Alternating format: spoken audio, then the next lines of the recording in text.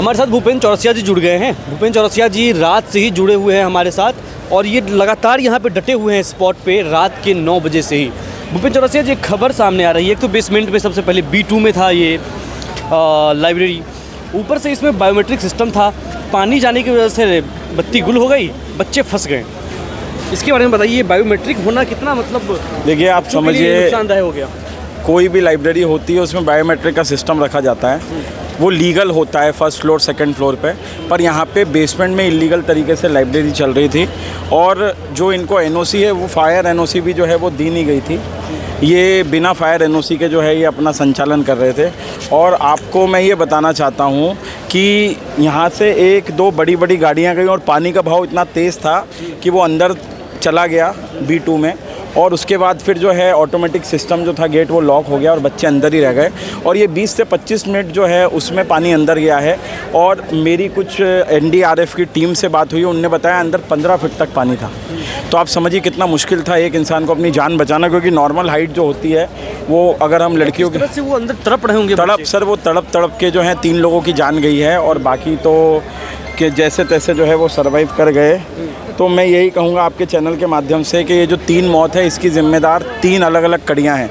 सबसे पहले तो ये जो कोचिंग है आप देखिए, राव IAS स्टडी सर्कल, इसका जो ऑनर है, ऑनर को ढूंढा जा रहा है। अभी तक क्या कुछ पता चल पाया है? और जो इस बिल्डिंग के मालिक हैं उनका और MCD के उनका बच्चों को तो यहाँ हटा रही है। देखिए गुप्ता जी इसके ऑनर हैं, उन पे कार्रवाई होना चाहिए। MCD पे कार्रवाई होनी चाहिए क्योंकि MCD ने इनको पता नहीं कैसे परमिशन दी। और शैली ओबरॉय जी जो हैं वो कह रही थी हमने पूरी तैयारी की हुई है और वो एक्टिव नहीं है। और तीसरी दिल्ली सरकार है, क्योंकि आतिशी जी सिर्फ ट्विटर पे एक्टिव हैं कि मजिस्ट्रेट जांच होनी चाहिए, कुछ होनी चाहिए। बैठी हैं, यहाँ आने का समय नहीं मिला है उनको, समय नहीं है। आपने देखा 4 दिन पहले किस तरीके की दर्दनाक घटना हुई पटेल नगर में, है ना।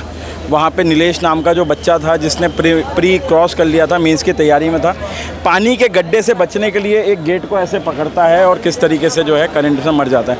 तो दिल्ली में आदमी की ज़िंदगी की कीमत नहीं है, दिल्ली सरकार ने कीमत जो है मुफ्त लगाई हुई है।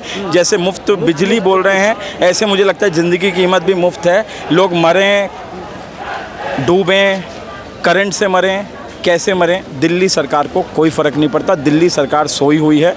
मजिस्ट्रेट जांच के लिए आदेश तो दे दिया है। देखिए आदेश तो दे दिया है, पर आप दिल्ली की जल मंत्री भी हैं, शिक्षा मंत्री भी हैं। तो मौत यहाँ पर जल से हुई, जल भराव से हुई। और जिनकी मौत हुई है वो सब IAS IPS UPSC एस्पिरेंट्स थे। तो दोनों मंत्रालय आ जाते हैं, तो आपको कम से कम संवेदना जताने तो आना चाहिए था। बिल्कुल आना चाहिए था। मुझे लगता है स्वाति मालीवाल, यहाँ के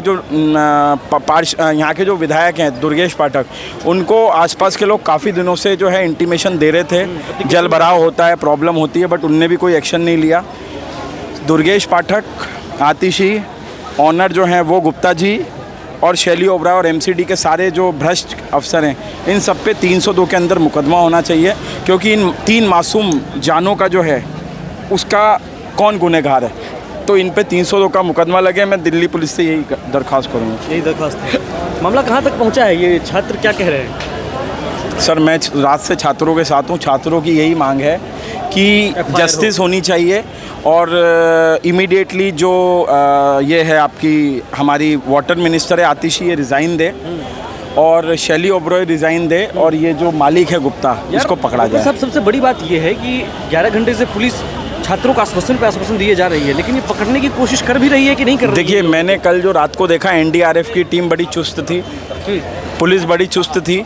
बाकी मुझे लगता है लॉ एंड ऑर्डर मेंटेन किया गया है, आगे भी किया जाना चाहिए और भविष्य में इस तरह की घटना ना हो, इसके लिए पुलिस भी पाबंद रहे और दिल्ली सरकार भी रहे, MCD भी रहे, क्योंकि लोगों की जान की कीमत बहुत ज़रूरी है बॉस।